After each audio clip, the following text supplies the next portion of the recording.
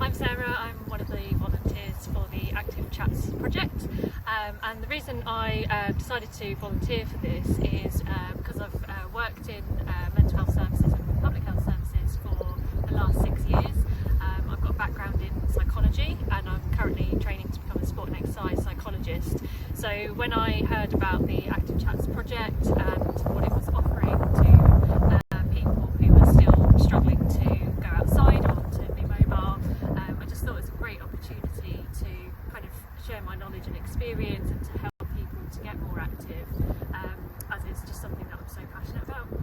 Okay, well, my name is Paddy Mumford, and I'm 78-year-old, and I was having frequent falls.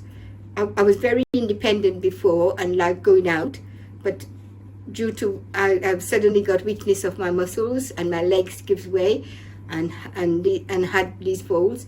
I was referred to the Falls Clinic, and the Falls Clinic recommend sports activity.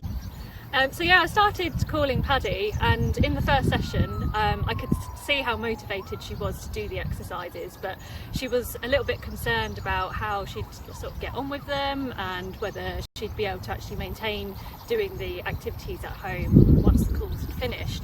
So she did lack the confidence to go out at times because she felt quite unsteady on her feet, but what we found as the calls went on each week, she was taking small steps to kind of build on her progress, and she was able to just keep doing more and more each week, and this really helped her to get out and about a lot more. I noticed that she went to quite a few different social events where she was able to kind of stay for quite a while, which is something she hadn't done for a long time. She also told me about how she managed to walk home from a medical appointment because she didn't want to wait around for the bus as it was going to take quite a while, and that was a really positive achievement for her because she'd not walked that far for such a long time. She had to take breaks and things, but I just kept giving her the encouragement and support that she was making the progress that was really benefiting her, and this just helped her to kind of keep going with it. So I could see lots of benefits, and including the mental health benefits of her improved confidence and her ability to be able to kind of do things that she'd not necessarily done for a long time. We call her, we have an hour every week for 6 weeks. Before my chat with Sarah and the treatment started, I couldn't go up the stairs. I couldn't reach the back of my head because my shoulders and everything was very stiff. I couldn't bend down. If I go down to pick anything off the floor, I couldn't get up. I didn't have the energy or the strength to pull myself up.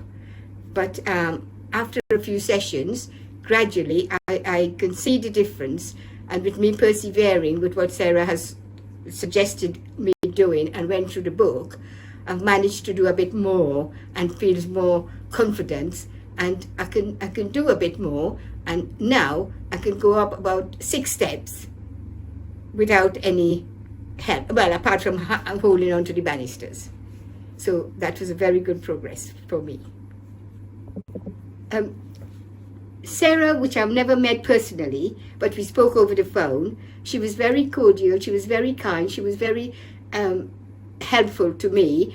I could have discussed things about my mobility with her, and she gave me some advice and help which she can.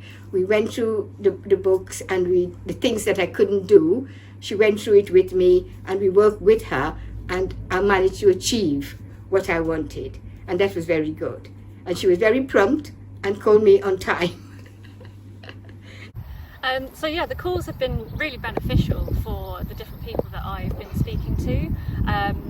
There's obviously physical health benefits that come from being more active and incorporating more exercise and activity into your day-to-day routine. So some people I've spoken to have found that they are more steadier on their feet, they're more mobile, they're able to go out a little bit more. But then there's also the mental health benefits, so people have noticed a change in their mood and how they're feeling within themselves by incorporating the activities into their routine, as well as the social benefits as well, which I think a lot of people have been getting from the calls by sort of having that slot where they know that they can talk to somebody each week, especially if they're feeling quite isolated and live alone.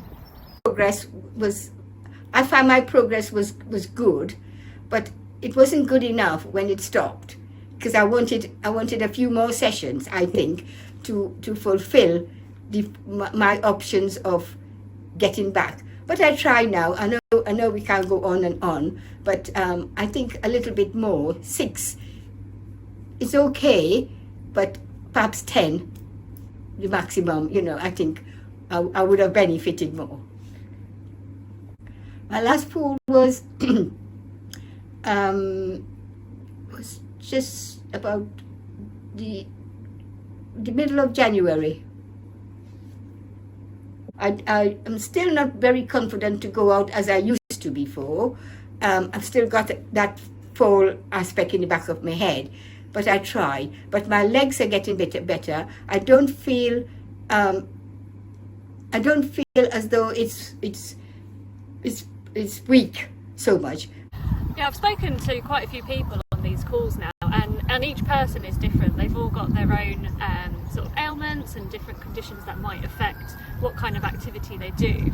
But I've just still noticed how beneficial the calls are for each person, particularly because it's just something that they've got to look forward to, and it's just something that's quite new and exciting for them for them to realise that actually being active is not as difficult as they perhaps thought it might be, and for them to be able to actually start learning about their own body and what their own capabilities are has been really impressive for me to see. So it's been such a rewarding role for me, and I'm just really excited about continuing with the calls because I just think it's such a fantastic project.